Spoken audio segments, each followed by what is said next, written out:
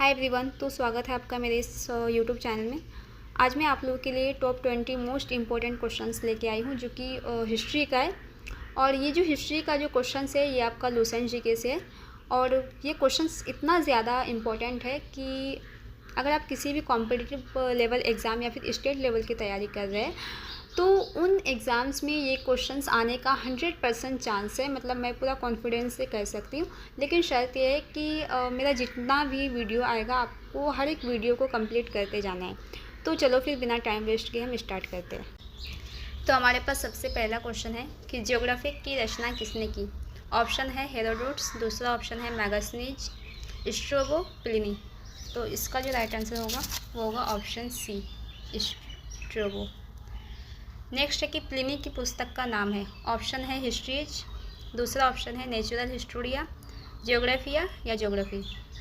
तो इसका जो राइट आंसर होगा वो होगा नेचुरल हिस्टोरिया।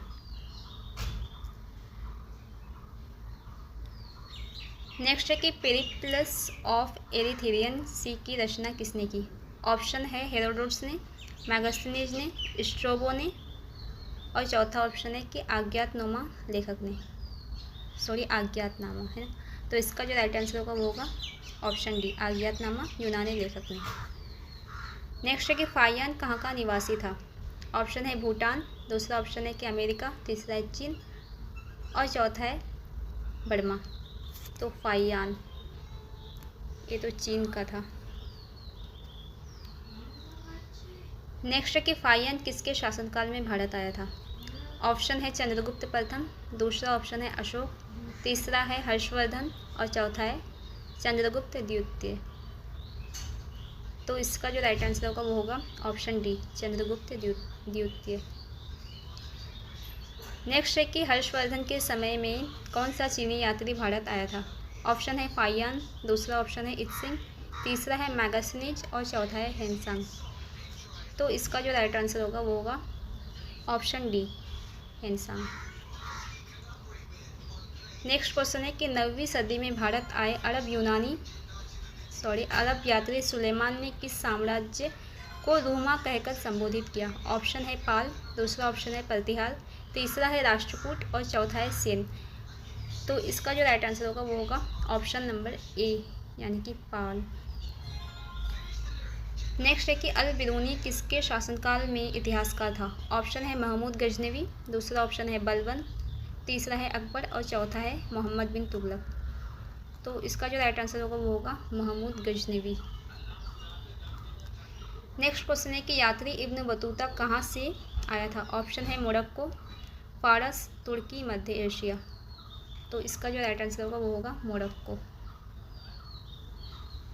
नेक्स्ट है कि दक्षिण अफ्रीका यात्री इब्न बतूता किसके शासनकाल में भारत आया था।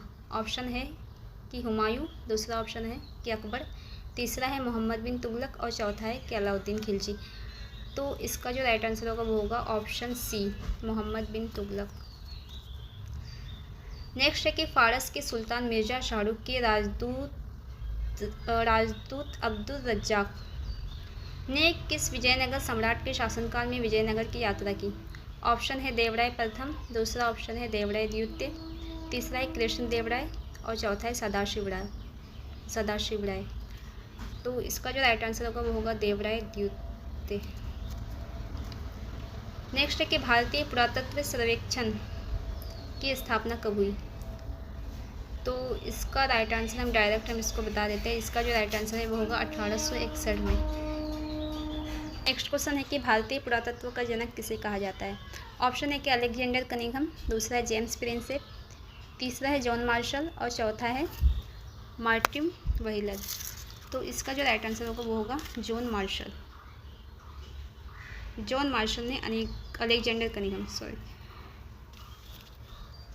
नेक्स्ट है कि निम्नलिखित विद्वानों में हड़प्पा सभ्यता का सर्वप्रथम खोजकर्ता कौन था। ऑप्शन है सर जॉन मार्शल, दूसरा है आर.डी. बनर्जी, ए कनिंघम और दयाराम साहनी। तो इसका जो राइट आंसर होगा वो होगा दयाराम साहनी। नेक्स्ट है कि हड़प्पा सभ्यता की खोज किस वर्ष में हुई। तो ये जो क्वेश्चन है आई थिंक ये क्वेश्चन सबको ही पता है। तो आप लोग इसका जो आंसर है वो कमेंट में बताइएगा, ठीक है। नेक्स्ट क्वेश्चन पे बढ़ते हैं। सिंधु घाटी सभ्यता को खोज निकालने में जिन 2 भारतीयों का नाम जुड़ा है वे कौन है? तो ये क्वेश्चन आई थिंक मैक्सिमम सबको ही पता है, तो इसका जो है वो पहला वाला आंसर ही हो जाए, पहला वाला ही आंसर होगा, दयाराम साहनी और राखलदास बनर्जी। दयाराम साहनी जो है वो मतलब 1921 ईस्वी में हड़प्पा सभ्यता की खोज की, और राखलदास बनर्जी जो है वो 1922 ईस्वी में मोहनजोदड़ो की खोज की।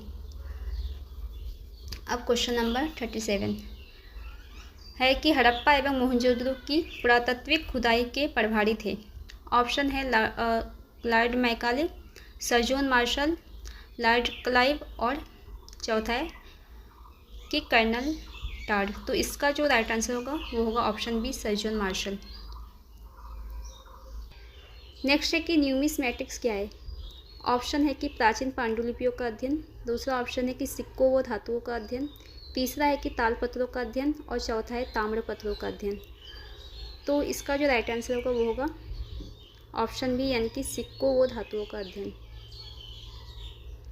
नेक्स्ट है कि एशिया माइनर स्थित बोगाजकोई का महत्व इसलिए है कि ऑप्शन है वहाँ से जो अभिलेख प्राप्त